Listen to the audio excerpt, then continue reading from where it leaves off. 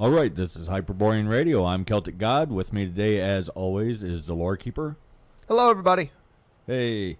Yeah, so we was listening to the last podcast, actually, that we did. Brilliant stuff. If you missed it, go back and listen to it. Yes. But we decided we should actually further the conversation a little bit and bring up Goodfellows. Well, it's because we kind of forgot to talk about this one, and despite specifically trying to avoid doing this, we accidentally kind of created a hierarchy. And we weren't trying to do that in the sense of, well, heathens outrank pagans because heathens are out in the fields, out in the woods, and no.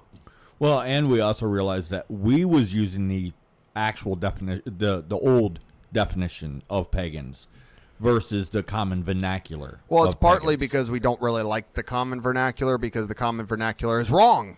Yes. But the word pagans literally means just true to your nature, basically. That's why. Yes. Before someone's introduced to the church, and it's in reference to us specifically by the old definition. Yes. Where now it's like if you're just not Abrahamic. I can't remember. I think it's Greek in origin. I don't think it's Latin. But pagan basically. Look, we covered it in the Heathens podcast. Pagan mean like they would call the unbaptized children little pagans. When they say the pagan gods, it didn't mean like just the non-Abrahamic gods. It meant the gods of the people. Right. Which is why, unbaptized kids, pagans, go to pagan gods, that whole thing. Right. And so to dissuade any confusion, not just amongst us all here, but also when we're talking to people not directly involved in the conversation, Goodfellows. That's an old word, and it's a really good descriptor, and it means specifically us. Well, it means followers of the old ways. Yes. And it also means good fellows, good friend. This is a good man, good woman, a good wife, a good man. That's actually where the term, not necessarily good fellow, but I think good wife is where the term goody comes from. Yeah. Which, from what I remember off the top of my head, yes. So if anyone tries to say goody something, goody is not a first name. No. Goody is, if you see someone use goody as a first name, they're morons or very, very misinformed, one of the two. And if that happens to be your name, go slap your parents and say, why do you hate me so much?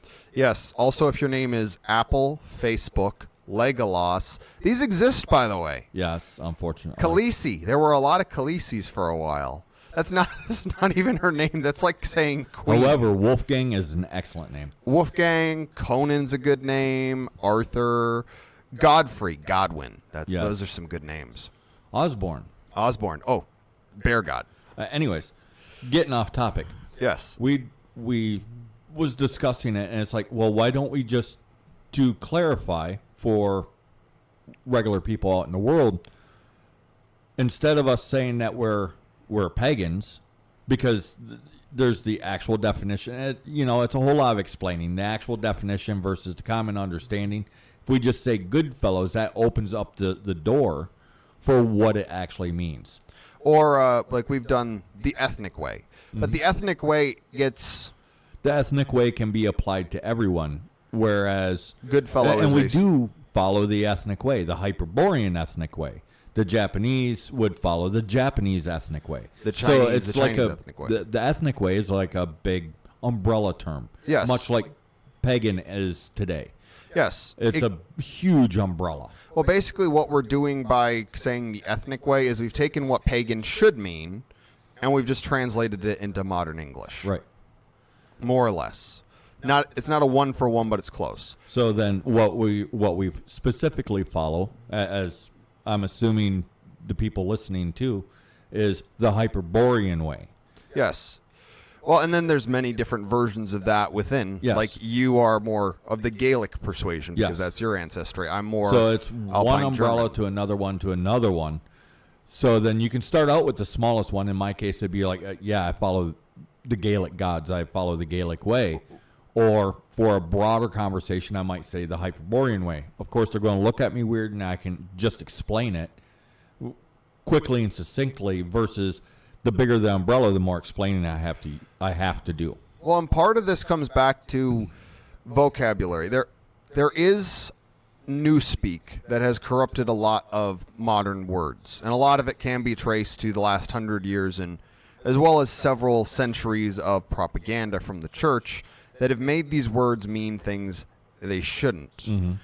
And actually, I've actually experienced this where I will actually tell someone I'm pagan or heathen, as kind of like a short version of trying to explain everything. They get so confused. They do. They get really confused. I've used follower of the ethnic way, and then I'll really quickly move into specifically of the Hyperborean kind. Requires less explanation. Yes, it's odd because these two words are far more in common use, pagan and heathen. Oh yeah, it shocked me. Well, it shocked me how many people understand what Hyperborean means. Yeah, that because I've actually had we've covered this boomers, like the hippie faced boomers have seen me walking around with Hyperborea Forever shirt that we have. Oh yeah, they get mad. They get mad and they're What like, do you mean by that? What do you mean by that? And they're always got that snide gotcha face. And I explained to them, it means the North forever, our people forever, and explain what it is, and they just kind of look People defeated. of the northern wind, and and they just get sad because they're hoping to have caught a Nazi or whatever. Yeah.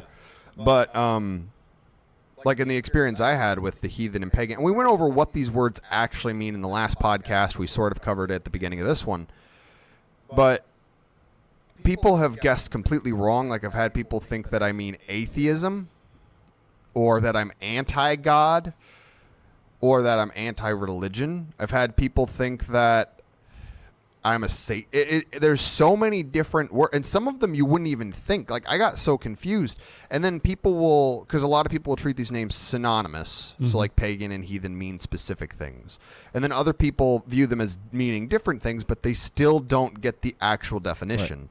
So there's just this complete removal of what it means. So then to back up to the topic of the of this podcast here, of this broadcast here, Goodfellows. We're all Goodfellows here. It doesn't matter. Heathens are specifically country people, country folk. But Goodfellows, you live in either place. Well, and then it just means that you follow the old ways. Well, and there actually is a very famous figure who still holds this name, Puck, because he was called Robin Goodfellow. That's one of his nicknames, which basically means the devil of the pagans, or the god of the followers of the old ways. Yeah. It depends on how you want to translate it, because the church, of course, translates Let's be honest, Robin. It depends on who's translating it. Yes, because it means devil to the church, but it means God to the pagans. So it's a whole thing. Yeah, and our last podcast could be taken to mean, well, unless you live in the country, you just can't follow the old ways. That is not at all what we meant. Heathens are specific to the rural countryside, where you can live in the urban centers and still follow the old ways. Yes, and you can still which makes you a good fellow. Well, and you can actually take the ideas of heathens and apply it to the city. Mm-hmm. It won't be quite as well, but there are certain things you can do in an urban setting. You can still be strong, courageous, and seek understanding or wisdom. Well, there's a song I listen to sometimes. I forget what it's called, but it's about a guy that was born in a prison, and he thinks he thinks he's not allowed to leave, so he thinks he's trapped there, and then he finds out one day that he can actually he could have walked out at any time. And the song actually goes along the lines of, I was always as free as I wanted to be. I was always as free as a bird. And a lot of people born in cities feel trapped, understandably so. Mm-hmm. But the thing is they're like myself. I was born in a city. I want to get out to the countryside. You are a countryside individual. You were a heathen. In many ways, you're kind of detached from your home now because you live in the city. I'm in exile. Yes. Self-imposed exile, but it's still exile. Yes. But there are certain things you can do in a city that you can't do in the countryside. Mm-hmm. Like what we're doing right now. Yes, it's not that it's impossible in the countryside, but it requires so many resources. Yes, if we were in the countryside, we probably wouldn't be doing this. So at least without a lot of third-party support. Oh yeah, especially Because, to be quite frank, I would be doing country people stuff. yeah, you'd be harvesting wood, you'd be going out into the woods, you'd be hunting, you'd be Working in the garden, so on and so you'd forth. be doing the drag racing that sometimes happens right. out there. I mean, we get to the position where screw it. We get to the position where we're building a town. We're going to need somebody to chase me around with a mic because I just won't sit still long enough to do a podcast. Well, there's too much to do. And it's why it's not that we don't want to do this. So, It's that so yeah, the formatting is going to completely change. We get out to the country, I'll It be might- running around with a lapel mic, doing the things I do. The sound's going to be absolutely horrible because I'm not going to stop it moving. might transition more to like a hangout stream rather than trying to pre-record these, prep them, and put them out as basically radio Well, broadcasts. when I live in the rural countryside, there's TV and whatnot, but people would complain because, oh, you really have to watch this TV show. Okay, sure, I'll watch TV show when I come in. I come in, TV show is already over. Of course. Or if I happen to come in and it happens to be playing, they're like, oh, this is the show I was telling you that you have to watch. You're going to love it. Okay, fine. Now, me being the normal social me, I go out there, I sit down on the couch or in a chair, watch the TV show for a few minutes. And if there are no commercials, it turns into, oh, I got to get up for a second. I'm going to get something to drink or whatever. And I don't do it on purpose, but I get up, I go fill up my coffee cup, and I forget I was even watching TV and just walk right outside. Or a commercial comes on. Oh, okay, I'll be right back. While it's on commercial, I'm going to go fill up my coffee cup. Everybody says, okay, I fill up my coffee cup. I forget that I was watching a TV show and walk outside. So imagine trying to get me to sit down for a hangout session, maybe at night around a campfire or something. Well, and like the reality is, as much as I like certain movies, as much as I like certain things on YouTube, as much as I like certain video games, if I have the option between that or just, I'd probably go bird watching. You know, I'd age 20 years, go gray, start wearing a sweater vest, and go out with my binoculars and start doing some bird watching. Right. But if it's something other than, because I'm already getting... Yeah, it's going to turn into, we're going to have somebody else that likes doing this stuff chasing us around. chasing us around or telling, oh, no, you got to do this. You got to do another one. And worse yet, I kind of feel sorry for whoever's going to end up doing this because I honestly believe that we're going to get this far. We're doing two separate things, and then they have to splice it together because we aren't in proximity to each other. Yeah, we're too busy doing, because there's so much to do when you have like a town and you're trying to get it started, especially a more rural side, that we'd probably both be doing other things to try and get the stuff done as fast. No matter how it works out, the formatting will definitely change when we get there. The best, because I like doing this. I like putting things in terms that people can understand.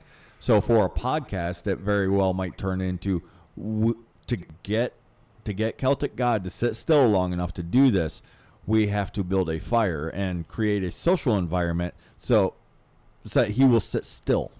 Well, and we've had so many people mention to us, specifically send us messages and let us know that this podcast we do has actually allowed them to see ethnic faith. The ethnic way is even a viable option, and they thank us profusely. We had one person, they'd only found us like a month or two ago, talk about how no amount of money could thank us enough, the little bit of the money they would send us, because they'd been profoundly changed, and they thanked us. And it was touching. I was like, I did not expect that. But don't be mistaken, we do accept cash.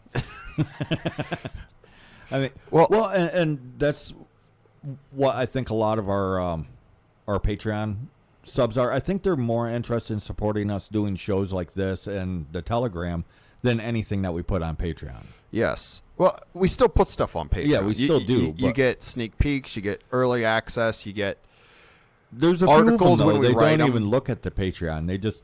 They signed up.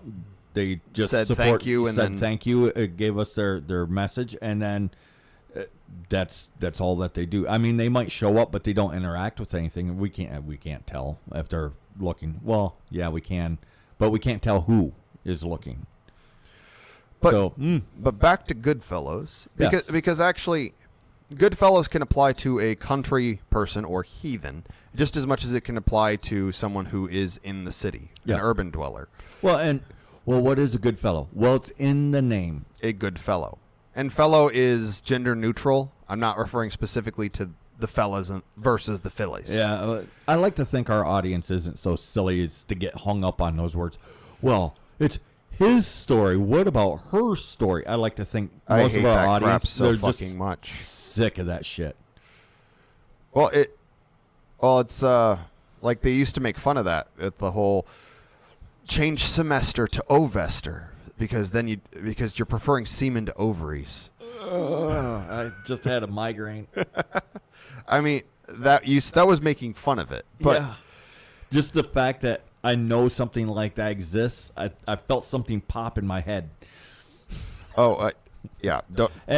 Anyways, But there are certain things, especially in modern cities, that you can do that you can't necessarily do in this.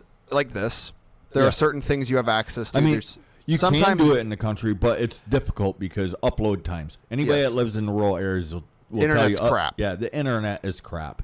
Yes, we'd be further off getting a ham radio. Well, and actually, for most of it, we would. And if we're in an area where we want to be, there's options. But the easiest option would be to actually record it, travel to a town, and then upload it from there.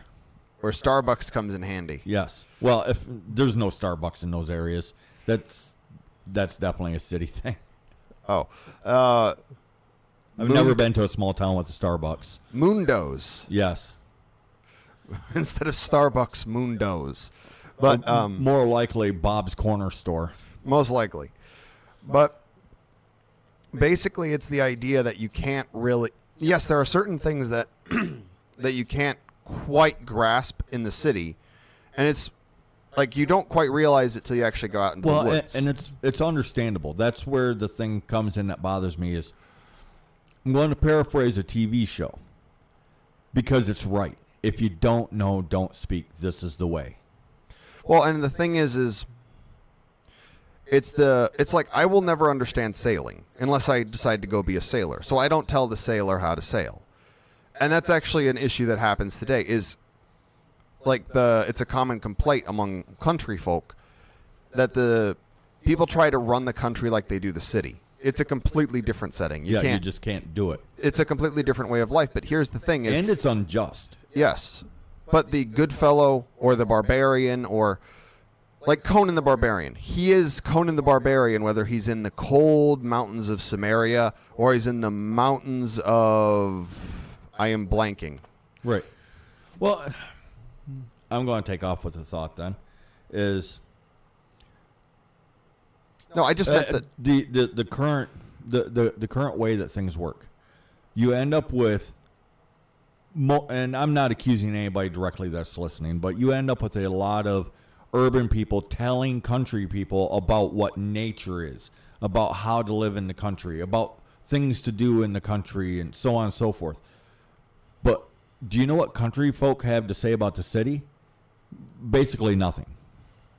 They're not like, oh, in the cities they should be doing this. In the cities they should be doing that. They don't do that. It's either I like the city or I don't like the city, or oh, I think I would like to. More likely, rather than I like the city, is ooh, I think I'd like the city, and I really want to. One day I want to go visit New York City and see the Empire State Building, and I want to go to St. Louis and see the Arch.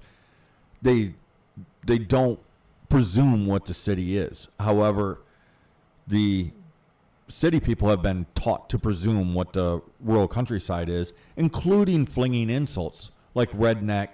Well, he's just a redneck. Redneck isn't actually an insult unless you use it that way, or calling them hicks or hillbillies, stupid backward people. They don't know. This has been taught in the cities. That doesn't happen in the countryside. So that's why I really like that line of, if you don't know, don't speak. This is the way. Because it's true, and it is the way. Well, and my whole point with what I was trying to say is I couldn't remember any of the kingdoms from Conan because I haven't read it in a bit. That's what I was saying. Oh. Yeah, it's not worth diving into unless it's really part of the point. No, but my point was mostly that the mentality can transfer to the city. Yeah. You're more likely to get in trouble for it in the city than you are in the countryside. Well, it depends on how you execute it. Yes. But one benefit the city has over the countryside is anonymity. Yeah. In the countryside, probably you show up one moment. That Everyone's whole gonna know. trope of everybody knows everybody, Yeah. while it's not 100% true, is probably 95% true.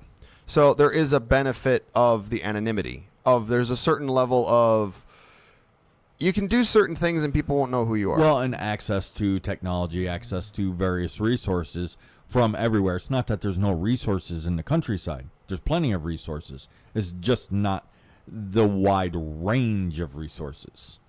Well, and there's the added benefit of you can kind of compartmentalize your life in the city. Mm-hmm. And I'm only bringing these up because a lot of people will bemoan the city. And we've always had cities. Granted, they used to be more Rivendell and Gondor Right. and less New York Not slums. necessarily 10 million people all jammed into 20 square like miles. a sardine box. Yeah, not necessarily that, but if most of the villages are, say, I forget what the common number is that they say, like 200 people, that's stupid small.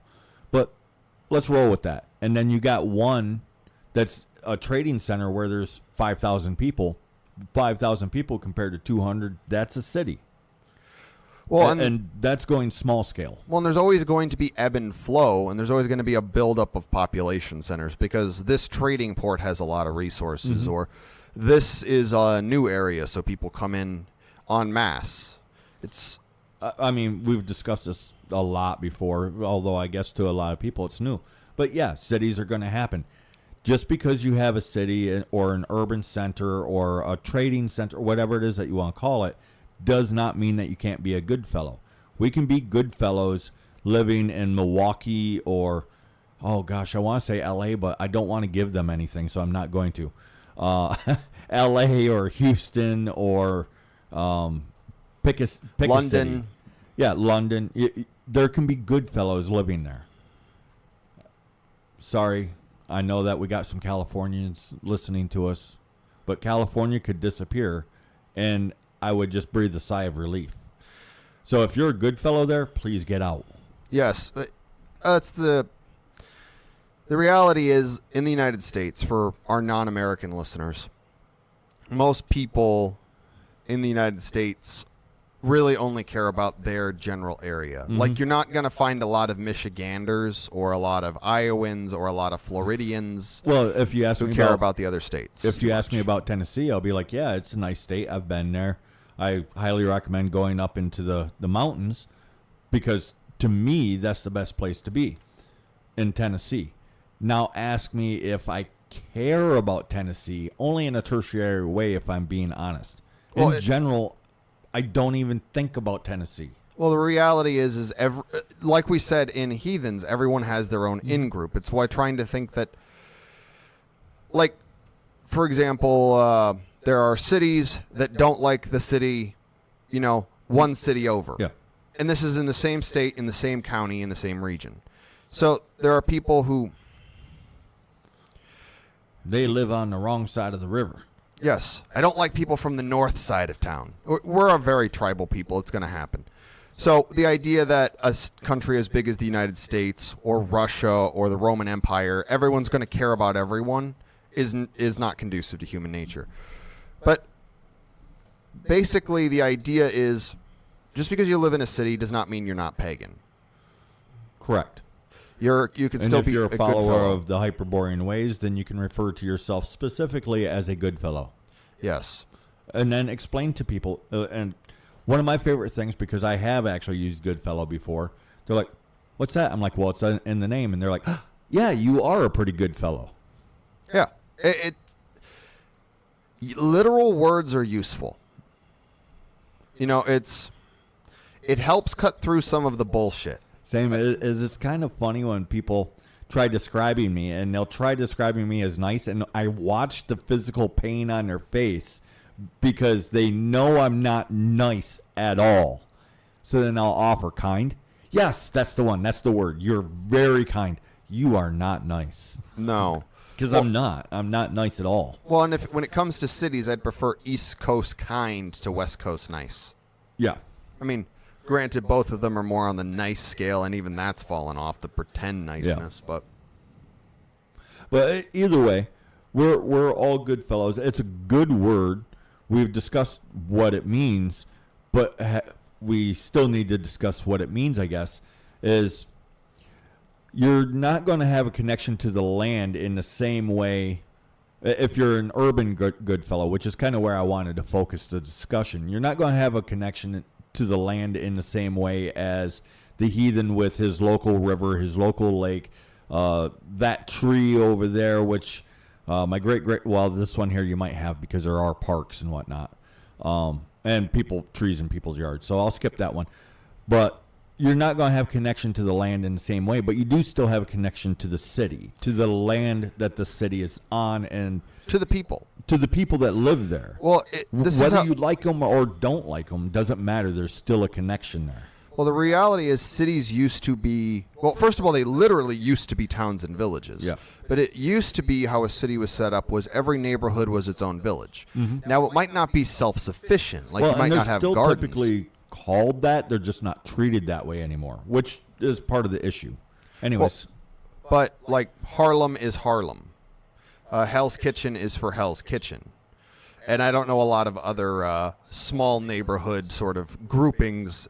But, like, this is even mentioned in the movie Gangs of New York. Mm-hmm. There's a line from Amsterdam, the main character, who basically goes on about how New York wasn't a city. It was more like a bunch of warring tribes where a city might one day be. Right. That's actually kind of how it's the boroughs. It's the boroughs. It's how cities are actually in reality set up. And actually, I was going to bring that up. Cities used to actually war with each other, even within the same country. Well, that's what gangs are. That's what, like, in the United States. Originally, that's what they were. Yeah. Well, and then people backed each other. I mean, there is a level where it can go a bit too far, obviously.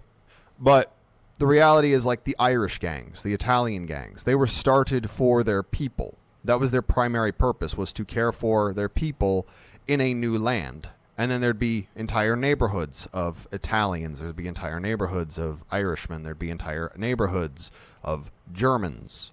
And this was kind of how the city would be set up, is you'd have, this is like the Italian area. Right. This is like the Irish area. The very early areas, Gangs of New York isn't too far off. It was literally the boroughs would war with each other on occasion. But then you can even go back further. In Italy, I believe it was after the fall of Rome. The city of Rome was actually warring with the city of Venice, who was warring with another, like, they were city states. Well, and that was warring with each other, even though they was all together in the sense that we're all Italy, but yet they was openly warring with each other. Well, and actually they were a lot of warring city states for a while. They were Italy, the peninsula, but it was like, I don't even remember. It was like over 50 kingdoms. The time period I'm talking about, they had like a singular leader over the whole peninsula, but the cities were still warring with each other. Yes, and just like they were before they were unified. Just like they were back in Roman days. It's just what we do, yo. Well, the thing is it's our favorite pastime. I'm trying on that city vernacular. Well, and that actually brings me to something that used to be a uniting force for cities. Mm-hmm. Because just like, you have your local football team or your local whatever team in the town, there were the city ones. Yeah. It used to be like, do you back Chicago or do you back Pittsburgh? And I've seen people mock the sports teams before and like, well, if people had that much pride in their people as they do in their sports team.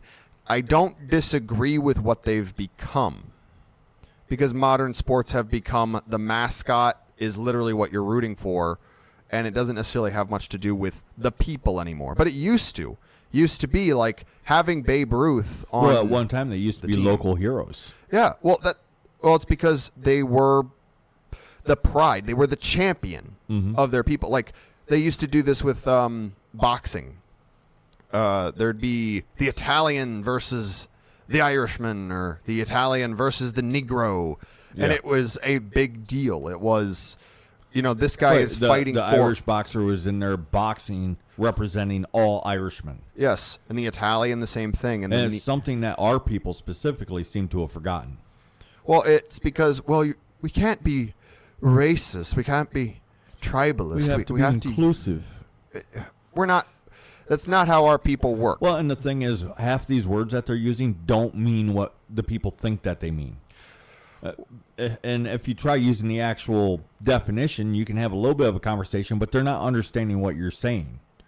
So, like inclusive. Inclusive means inclusive, but it's used incorrectly. Like, we know what it means. Well, it's used disingenuously. Yes. That's the reality. It is really common for word... This is actually... Basically, the disingenuine use of words is a plague. Because people will say something that sounds good until you look at what they're saying.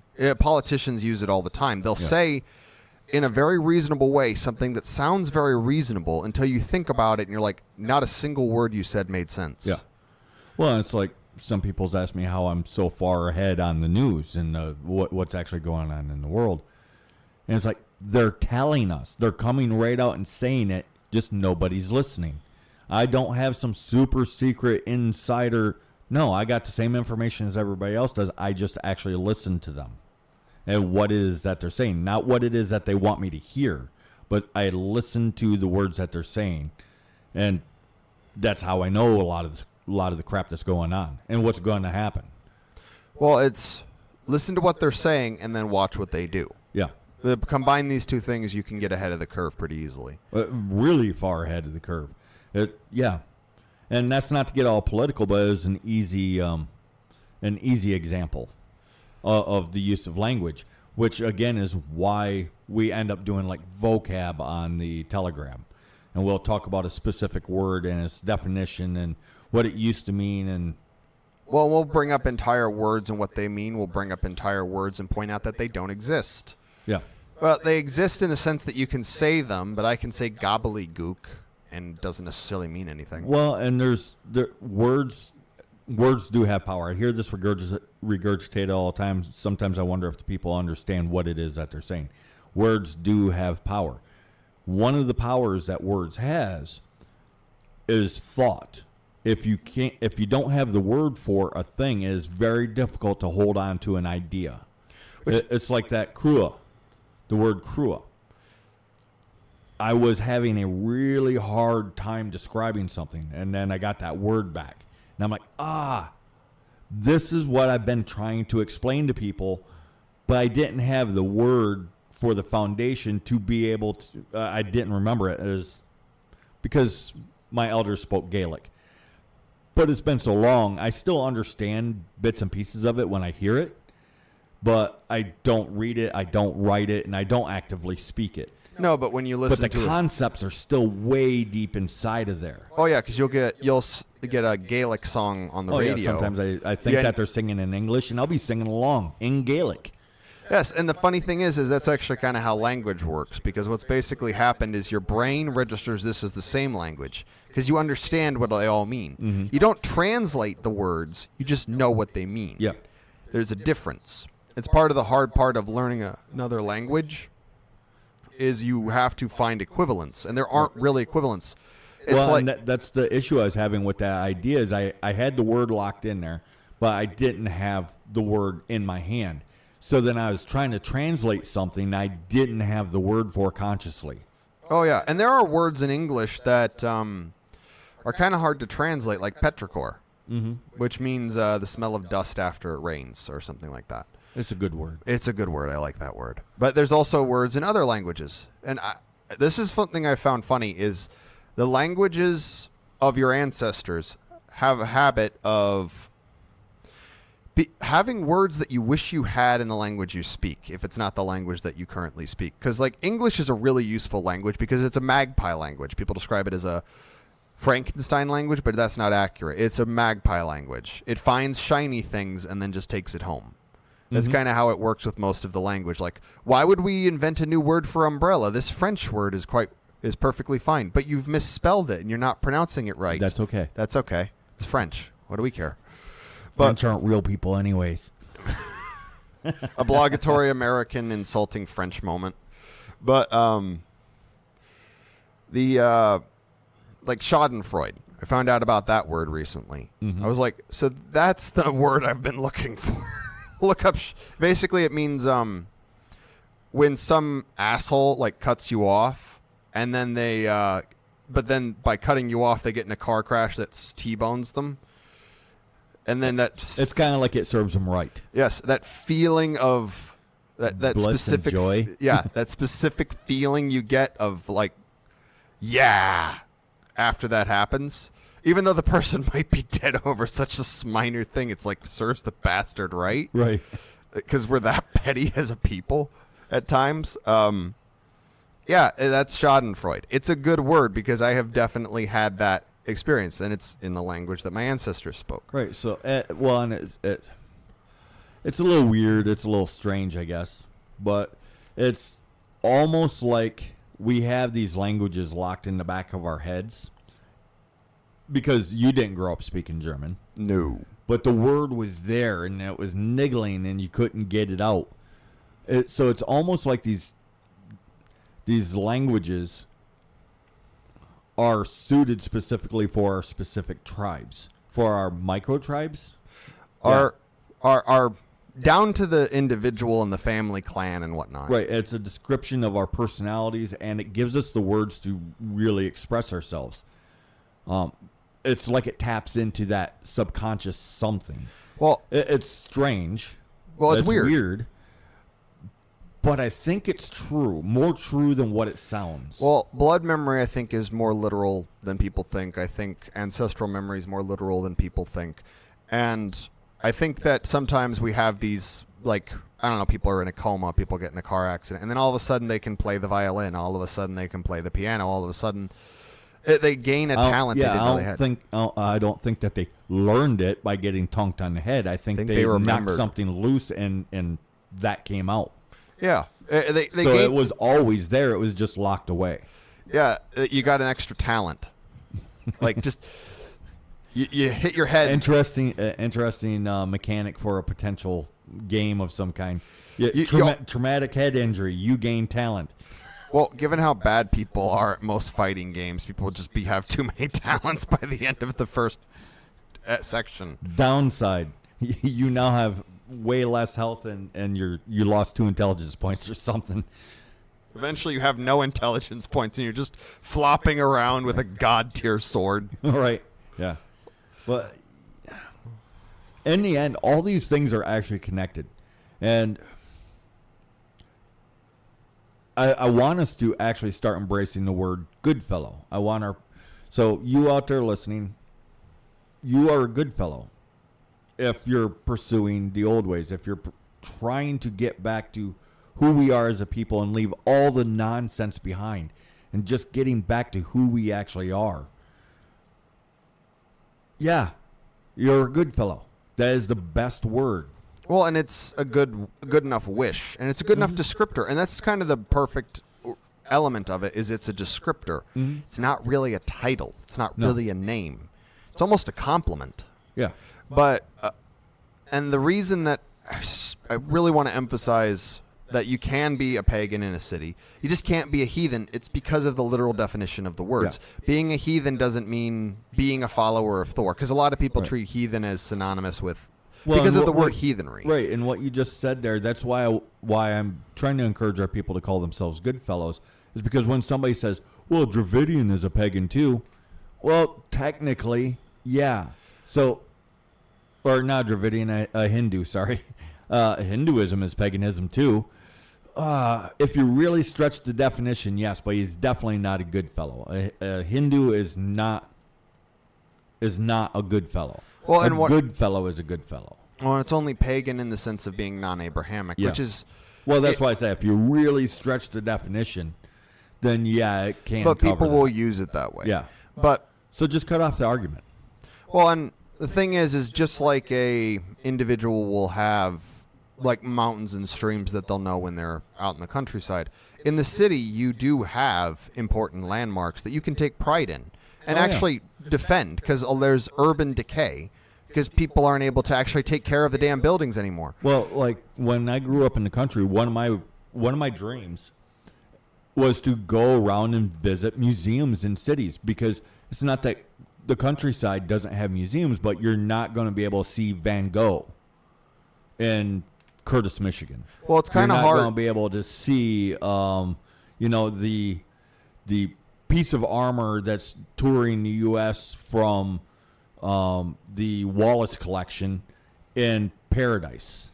Well, it's kind of hard to have the Smithsonian, in the middle of, I don't know, let's go with a decent-sized small town with a 2,000 population small town in, I don't know, Wyoming. Mm-hmm. It's a little hard to have the Smithsonian there. Yeah. Because there's so many upkeep, and that's the one benefit. The one benefit of these larger population centers is the ability to create these monuments to our people.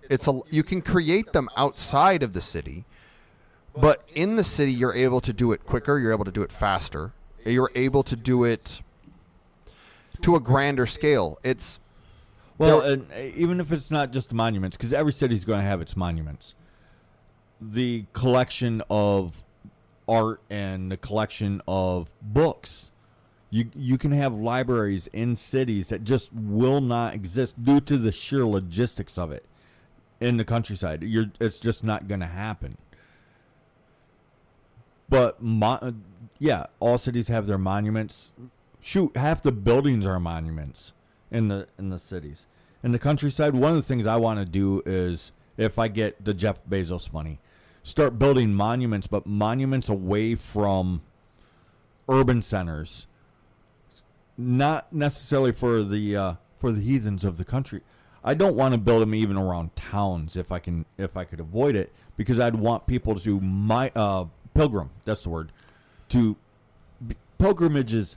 It's a Hyperborean thing. Well, I want our people to start participating in this again, and I understand right now it's near impossible because of the way society's set up. But I have high hopes for the future. Well, and the thing is, pilgrimages are supposed to be done. At most, you have like a horse. And part of it is because if you take your car, it's over too soon. Even if it's like a 3-day road trip in a car, because a lot of the pilgrimage is not just being at the place, it's the going to the place and coming back from the place. That's part of the point of the pilgrimage. If you can get there in one day via a bus ticket, kind of defeats the point of a pilgrimage. That's just traveling. That's not a pilgrimage. That's tourism. And there's nothing wrong with tourism, but it's different from a pilgrimage, even if you go to the same site. And that's the other thing the other reason why I'd want to set up the monuments the way that I'd set them up is set them up in a way where you can't actually do that. You have to walk. Build them in places where you have to walk to them. Well, and to go back to kind of the city, we often come off as anti-city, and we're not very pro-city, especially with how it's set up, and that's us. And a lot of it's because of how cities are set up in the modern day. They're kind of set up to grind people into dust, chew people up and spit them out. And it's also how it interacts with the environment. There's a lot of reasons that we're critical of modern cities, but cities have always existed. Like they found old ruins of like Rivendell-style cities. And stuff like that. They're just not made the way that we used to make them, and part of that's technology, part of that's just how it's run. Well, and quite often too, the modern cities, especially in Europe, are sitting on top of old ones. Like truly ancient cities, the modern city is sitting right directly on top of it. Oh, built on it because the old one sunk in, or just had it. It has happened a lot. Like even New York, which is only. It's less than a millennia old. I forget how old it is. It's like 300, 400 years old, all said and done. It's not as much as like Futurama, where there's literally the old city of New York is below. But there's a lot. There's tunnels. There's broken cities that have sunk in. Buildings underneath New York. Yeah. New York is windows and all. Well, and New York is built in a swamp. So as a result, New York is kind of built on New York. And actually, there was this quote I was trying to find. I just found it, which is from something I read recently. And it's, a city is the highest expression of collective triumph. Millions of people working in concert, services for all, a machine that runs like clockwork. Until the moment it all breaks down. Useless, defective parts are found and scrapped. Everything is replaceable. So there's the benefit of the city. There's the ability to build great things, to take pride, but there's also the element of eventually you lose the human component. Yeah. Especially with the modern mentality. Well, and that's exactly what I was going to say, especially with the way that they're done now. The human comes second, when the human should always be the primary. Well, and that's not at the expense of the Tweety Birds, but the Tweety Birds shouldn't also be at the expense of humans either. Well, there's a way to do this together. Well, and it would be easier not easier, it would be better, I would argue, if the city was understood or thought of as a monument to the people. Yeah. This is for the people. That's an excellent way to describe it, actually. So instead of London, the rest of England serves London. London exists to further the rest of the English people. Yeah. Because well, there's so much that would change with that simple mentality change. Well, like simply put, like London. Let's use London because it's a ridiculously old city, but London has Westminster Abbey, which yes, it's a Christian thing, but it's important to the English people. Then you have Big Ben. You have, I don't even know how many historic ancient sites are all throughout London. And then you also have the Thames, which literally has a deity associated with it, with statues all through the Thames. There's history in that river. Like you can go around the bank. I've seen videos where people will find old clay pipes from hundreds of years ago. So there's just living history there. And there's museums. It's just because London is a big city does not immediately make it bad. I would argue there's plenty of issues with London, but I don't need to say that because most people already know that. Yeah. Yeah. So I'm not anti-city. I'm anti a city whose purpose seems to be chew people up and spit them out. Where the people have become unimportant. Everything serves the... Everything is replaceable, disposable. That's not a good attitude. No. And yes, there has to be the mentality of if we cut a hand off, we just regrow a hand. But that doesn't mean you just cut the hand off. Yeah. Well, and here's the thing is, if we can get enough Goodfellows in the urban areas, we might be able to actually steer things in a different direction. Because, okay, while, you know what, I'm going to leave the rest of it out. Because there's too many ifs, ands, or buts. It's too politically charged. But if we can get enough Goodfellows in the urban areas, who then can talk to the other peoples that live in the region and get them to follow their own ethnic ways, we can actually make the cities so they stop just killing everybody. Stop smothering them. Get more trees, more nature actually in the city. Start working with the land, using the city as a temple to the people rather than the other way around. Well, like there's been places... I think that's the most neutral way I could say that, right? The most neutral way, probably. Well, and like there's places we've worked before where we were told you can have your Freeman knife, like 6-inch knife, which is typically not allowed at work, provided you get enough people to sign off on it. Yeah. Because like the enough people that will actively say, yes, I'm a good fellow. Yes, because like the Sikhs can have their kirpan. Yeah. But the Freeman of the Hyperborean... Is that what the silly little knife is called? I think so. I might be wrong. There's a bunch of K's. It's a silly knife. Anyway. It's a silly knife. Well, look up Sikhs fighting. They fight silly. Yeah, that's why I say it's a silly knife. I've seen them. But the all we had to do was get enough people to say they were Goodfellows, and we could have had the Fremen frickin' Sax. Well, Seahawks. It's actually called a Fremen. It's called after what it is in the general term. There's different varieties of it, like the Seahawks. But it's a Fremen knife. Well, and we used to always carry around a knife. I still do. I just keep mine really small so they don't catch me. Right. But well, and being more vocal and being somebody that's inspiring and somebody that's not afraid, using loving terms rather than letting your anger run away from you. These things will actually draw people to us. Well, stoicism. And we understand you're angry. I am angry all day, every day, but I don't let it consume me. I don't let it drive me mad. We did an entire podcast on that one, on anger. One of our most popular, actually. And that's the thing, is people are drawn to stoicism, but stoicism is not having no sense of humor. It's not being a plank of emotionalist wood. Because that's another weird thing. People will be like, he is so serious, but he takes nothing seriously. Well, no, actually, yes and no. It goes both directions. Because I mess with people all the time. I joke around, I laugh all the time. And I play.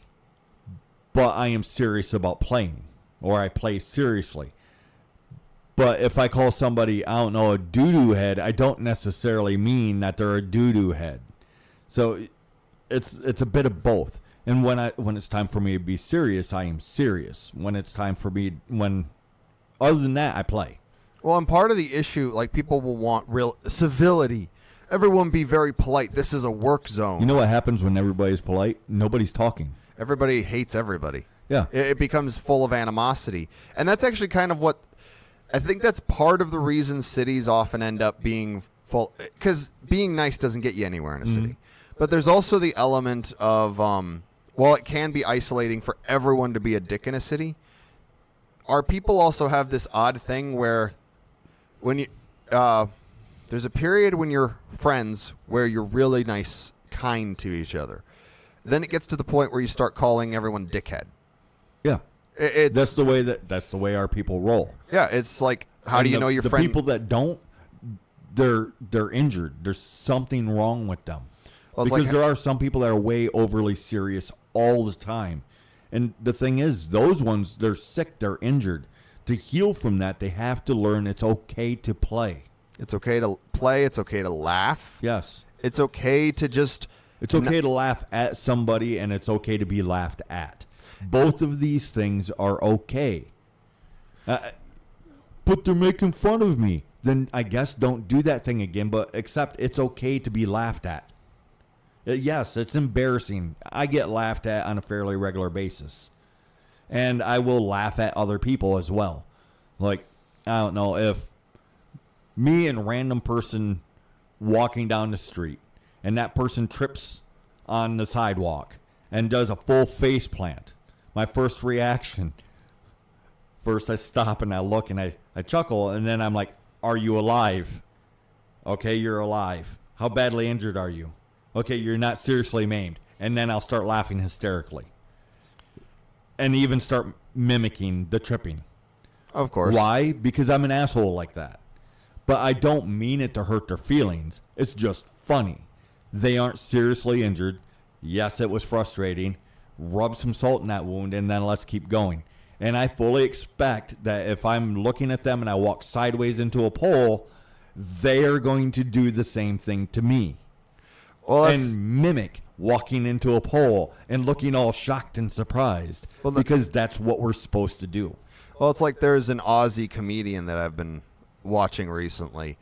And it's funny because the whole thing is basically him taking the piss out of everything. Like, he'll take the piss out of McDonald's. He'll take the piss out of alcohol. Well, and specifically the Australians doing that thing. And how they interact with it and view it and look at it. And, of course, he's taking everything way over the top. I mean, I know we have some Australians following us, so I'm going to give them... Oh, yeah, by the way, I love the dollar dues. I love it when Australians follow us on Patreon and we get the dollar dues. It's just so much fun to say. But I was just going to say, I'm going to give them the opportunity. From what I can tell, based on the videos I've been watching of this guy, I don't know much about Australia other than almost everything there can kill you, especially the magpies, apparently. But is Australia not just one giant Florida-style trailer park? Because that's kind of how this is. It's like if you took a Florida trailer park and made it a whole continent. That's kind of what Australia comes off as in a lot of videos. Yeah. It's like you have that, and then you have the... Well, you have the upper-class trailer park, or you have the lower class trailer park. And then you But also either way, it's a trailer park. And then you have the celebrities, which are on the Steve Irwin to Crocodile Dundee spectrum, was Chris Hemsworth and like the guy that plays Wolverine in the middle. Yeah, I can't remember his name. I was trying. He's I'm sure all the Wolverine. women out there just immediately said his name, and half the dudes. But that seems to be like there's this small. Basically, Australia is a very strange place. So feel free to guard against that if they're misrepresenting your home country. Yes, but either way, we can work together. We can draw people to us. One of the ways that we're drawing people to us, because we're getting towards the end, so I want to get our plugs in here.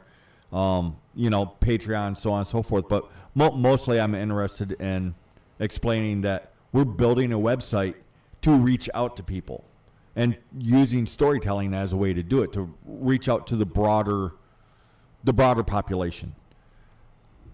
Because our people, we love stories. So why not tell stories? And okay, well, what if you pick the wrong genre? Let's be honest. Our people, we will watch just about anything so long as the story is good. But I really love pirates. Yeah, but you also watch sci-fi, don't you? Oh, and you also watch drama. And once in a while, your guilty pleasure is a cop show. I fucking hate cop shows. Don't bring me any. But so long as the story is well told, we'll watch it. We'll absorb it. So yeah, the genre doesn't really matter. We're developing Boreal Punk because it'll help us actually directly explain what it is that we're doing ish. Well, fantasy can actually be used to at the very least get people thinking in certain ways. Whether it's the Neverending Story, whether it's Lord of the Rings, Harry Potter, Robert Asprin's books. Mm-hmm. There's a lot of good fantasy out there. But basically what I want to just say is, well, I personally would love to not just go out into the countryside, but like freaking bumfuck nowhere countryside, personally. That doesn't mean that's the way everyone wants to go. And we've said this many times. Our people need everything from the freaking wildman woodwoses up through, reindeer herders, country folk, Amish, all the way into cities and maybe some trying to become like the city of the future or whatever. To populating the galaxy.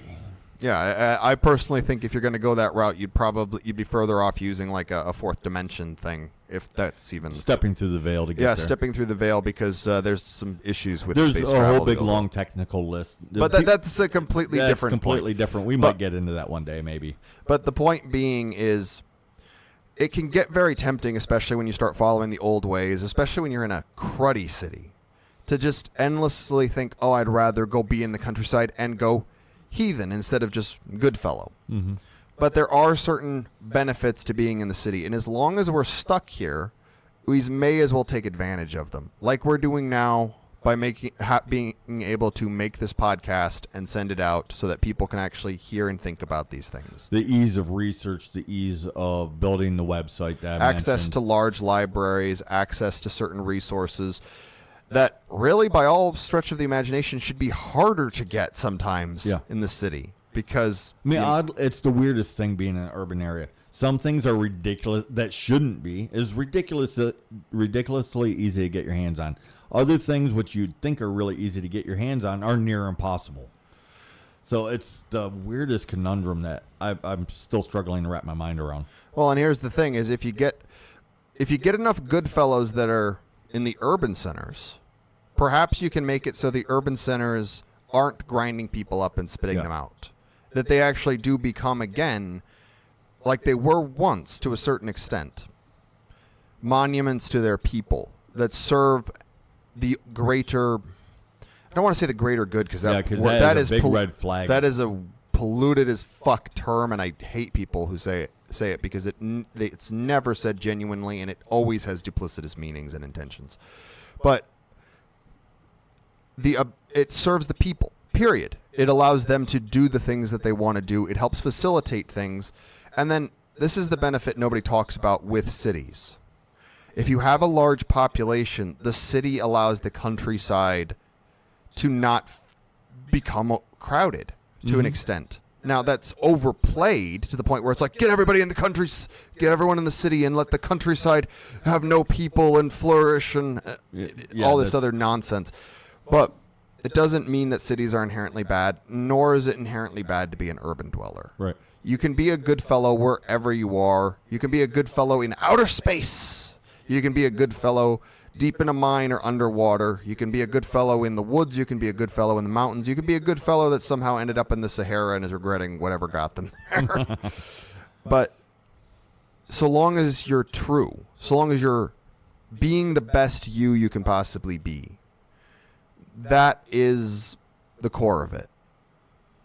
And that's all I got. Right. All right. So, we're at that time. I'm just going to say, it doesn't matter where it is that you live. You can be a good fellow. We can all be good fellows together. I suggest we try figuring out ways in our own lives how to be a good fellow. All right. So until then, I don't think that we're recording one next week. If we are, then I'm wrong. But either way, see you guys next broadcast.